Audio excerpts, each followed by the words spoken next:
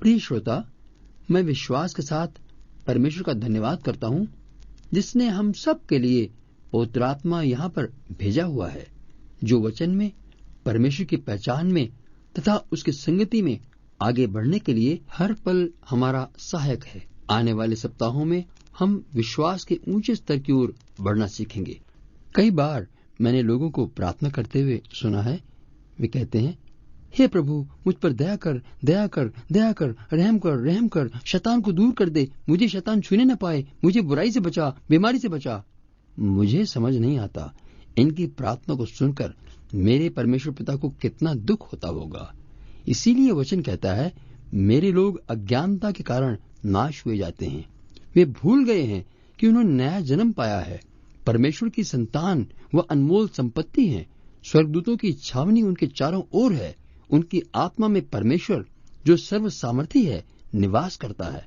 जो इस संसार में है वह हारा हुआ, मारा मारा फिरता शत्रु शैतान है, जो उन्हें छू ही नहीं सकता जब तक कि वे परमेश्वर के वचन रूपी किले में वास करते हैं। वास्तव में हमारे गीतों में भी हमारा अंगीकार है, हमारी प्रार्थना में हमारा अंगीकार शामिल है। हमारी प्रार्थना यदि इस आधार पर हो कि हम परमेश्वर की आशीषों के, उसके वायदों के गवाह हैं, तो हम प्रार्थना करके ये गवाही दे रहे हैं कि वो हमारी बात को सुन रहा है। हमारी विनती धन्यवाद सहित होनी चाहिए। लेकिन जब आप सुनते हैं कि मेरी ये छोटी सी प्रार्थना सुन और कबूल कर, तो अविश्वास स्पष्ट है। लगता है आपने प्रार्थना की याचिका दी है, एप्लीकेशन दी है। उम्मीद करते हैं, पक्की उम्मीद है कि परमेश्वर अभी नहीं तो अपने टाइम में सुन ही लेगा। और उसका सबूत यह है कि आप दोबारा भी वही प्रार्थना करते हैं, दूसरों से भी वही प्रार्थना करने के लिए कहते हैं, ताकि आपकी प्रार्थना का विषय पूरा जोर पकड़ ले। आंदोलन के रूप में उसी विषय पर चारों ओर से वही प्रार्थना होने लगे। परमेश्वर, जो कि दयालु पिता है, आपको आशीष देता है, लेकिन शैतान को आप पर हंसने का मौका मिलता है कि ये परमेश्वर की प्रजा है, पर हमेशा गिड़गिड़ाती रोती रहती है, अविश्वास भरा है। शैतान का डर इनको सताए हुए है। वो ऐसे लोगों से कहता है, एक बार फिर प्रार्थना करो, फिर गाना गाओ, फिर प्रार्थना करो, अभी काफी नहीं हुई, और भी रो रो कर करो, क्योंकि टूटा मन परमेश्वर को बड़ा पसंद आता है। ऐसे लोग प्रार्थना की लंबी घड़ियां बिताने के बाद भी घबराए हुए, क्रोध व स्वार्थ, छल व झूठ के मार्ग में चलते हुए मिलते हैं। क्यों? उनके अंगीकार और विश्वास में जमीन आसमान का फर्क था। इन्हें विश्वास है, ज्ञान है, परमेश्वर ने सामर्थ, प्रेम व संयम की आत्मा दी है, लेकिन वो इनकी आत्मा में बोया नहीं गया, मात्र दिमाग तक पहुंचा है। आज इस बात को अपने दिल पर गांठ बांधकर रख लें कि जो कुछ परमेश्वर का वचन कहता है, जो कुछ विश्वास की गवाही आपकी है, उसे हूबहू यानी लफ्ज ब लफ्ज वैसे ही बिना विवाद के मान लेना है। संदेह को, शैतान को डांट कर दूर भगाने का स्वभाव हो आपका। आपकी आंखें उबलते खून से लाल हो जाएं जब आप शैतान को किसी भाई के जीवन में भी काम करते हुए देख रहे हो। तब आपके अंगीकार में भी भस्म करने वाली आग काम करेगी, क्योंकि वह वचन के साथ मेल खाएगा। इन बातों को मद्देनजर रखते हुए यदि एक व्यक्ति भी पूर्ण रूपेण विश्वासी बन जाए तो देश का इतिहास बदल सकेगा। मुझे याद आता है एक छोटा सा दोहा, भय ने खटखटाया दरवाजा मेरे दिल का, विश्वास ने खोला द्वार, देखा तो वहां कोई न था, दूर तक जाकर ढूंढा भी तो पता न चला कोई बिल का। और साथ ही एक चेतावनी के रूप में कहना चाहता हूं, चिंता आती है, सताती है, मन भाती है और यूं पाप करवाई जाती है। सबसे मुख्य बात यह है कि यदि हम विश्वास के जीवन का आनंद चाहते हैं तो परमेश्वर के वचन को प्रथम स्थान दें।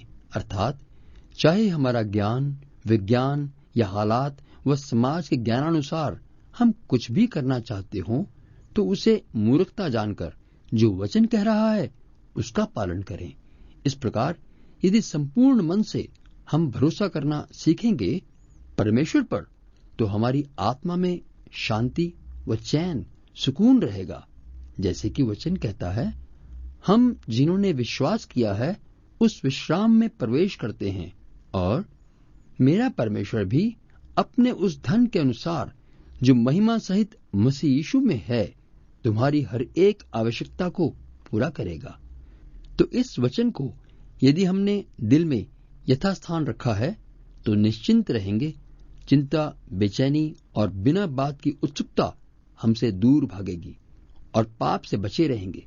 याद है ना, चिंता करना परमेश्वर के बच्चे के लिए पाप है।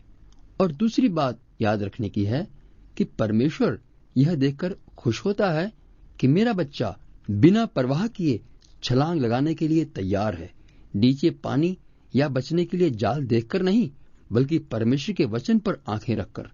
आपका वचन, और ये बड़ी महत्वपूर्ण बात है कि आपका अंगीकार वचन पर आधारित हो, रीति रिवाज या अविश्वास पर कभी भी नहीं। परमेश्वर की सामर्थ उसके वचन के साथ कार्यशील होती है, रीति रिवाज पर नहीं। और अंतिम बात कि आपके विश्वास का अंगीकार हालात की रचना करता है। अब आगे बढ़ने से पहले जान लें कि ये वचन आपके जीवन में, आपकी आत्मा में लागू हो चुका है। तो पहला कदम इस बात को जान लेना जरूरी है कि परमेश्वर का वचन बिना छल कपट के है, सत्य व पवित्र है। जो ये कह रहा है इसका पूरा अर्थ यही है। कभी भी मत सोचिए कि इसके दो मतलब हो सकते हैं, सीधा भी उल्टा भी। ये परमेश्वर का वचन है, किसी आदमी का नहीं, जिसे समाज महापुरुष कहकर उसकी बातों को जीवन दर्शक बनाकर चलता रहता है। परमेश्वर का वचन परमेश्वर ने अपनी सांस से दिया, जो उसने मानव को प्रेरणा देकर लिखवाया। परमेश्वर का वचन जीवित, तेज, प्रबल, दोधारी तलवार से भी बहुत तेज है और जीव अर्थात प्राण व आत्मा को, गांठ व गूदे को अलग करके आर पार छेदता है। वह मन की भावनाओं को और विचारों को जांचता है। लेकिन यह जीवित वचन तभी आपसे बात करेगा, वह काम करेगा, जब आप इसे स्वीकार कर अनुसरण करना चाहते हो। कुछ लोग सोचते हैं कि वचन भविष्यवाणी से या किसी महान लेखक या महान सेवक या किसी विशेष तरीके से ही बात करेगा। जी नहीं, वचन तो स्वयं परमेश्वर है जो सदा बोलता रहता है। भविष्यवाणी या प्रचारक सेवक की महानता पर दृष्टि मत डालें। सबसे महान वचन है तथा वह हर पल आपसे बात कर रहा है, तथा उसे वैसे ही सुने जैसे वह कह रहा है, समझा रहा है। अपनी विचारधारा की तिकड़म मत चलाएं, जो कि साधारणतः देखने सुनने में आता है। लोगों का अपना अनुभव या किसी संस्था की शिक्षा या किसी का प्रचार लोगों के जीवन में परमेश्वर के वचन से अधिक स्थान ले लेता है, जो कि मूर्ति पूजा के समान है। मेरी प्रार्थना है कि आपका मन परमेश्वर के वचन के लिए प्यासा हो जाए। परमेश्वर आपकी सहायता करे। आमीन।